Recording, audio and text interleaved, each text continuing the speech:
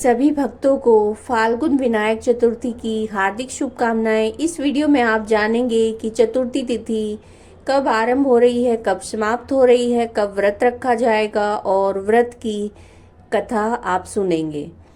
तो जो चतुर्थी तिथि है वो 2 मार्च को रात्रि 9:01 पर शुरू हो रही है और 3 मार्च को शाम 6:02 पर समाप्त हो रही है। तो जो विनायक चतुर्थी का व्रत है वो 3 मार्च को रखा जाएगा और इसमें आप जो चंद्र पूजन करते हैं वो 6:02 से पहले आप कर लें। फाल्गुन गणेश चतुर्थी व्रत की कथा इस प्रकार से है। एक बार पार्वती जी बोली कि हे पुत्र, फाल्गुन मास में किस गणेश का पूजन और क्या भोजन करना चाहिए। श्री गणेश जी बोले, हे जगत जननी, फाल्गुन मास में हेरम नामक गणेश जी की पूजा करनी चाहिए। खीर में कनेर का फूल मिलाकर गुलाब बांस की समिधाओं से हवन करना चाहिए। भोजन में घी और चीनी लें। सतयुग में एक धर्मात्मा युवनास्व राजा था।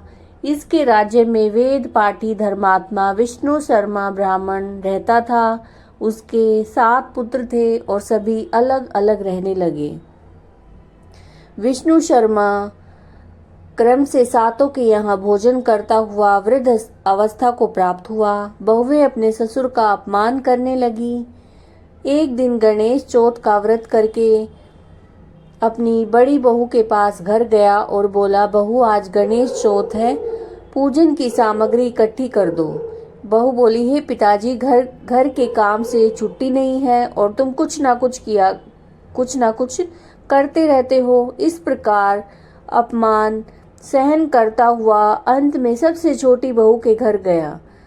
पूजन की सामग्री का प्रश्न किया। वो बोली, दादाजी, आप दुख मत करो, मैं अभी पूजन का सारा सामान लेकर आती हूँ।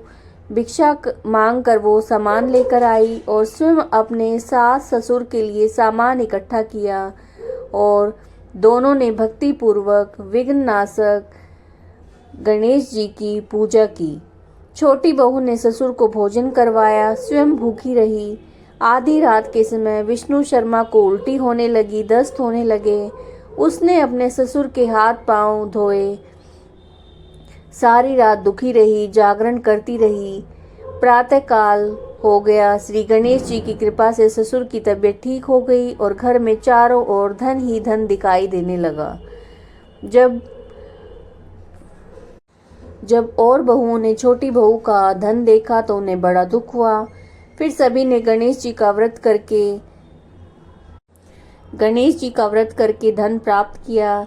श्री कृष्ण बोले, हे राजन, तुम सभी इस व्रत को करो, तुम्हारे सभी दुख नष्ट हो जाएंगे और राज्य की प्राप्ति होगी।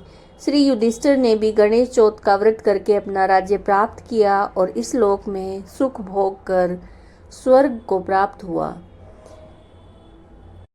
ओम श्री गणेशाय नमः।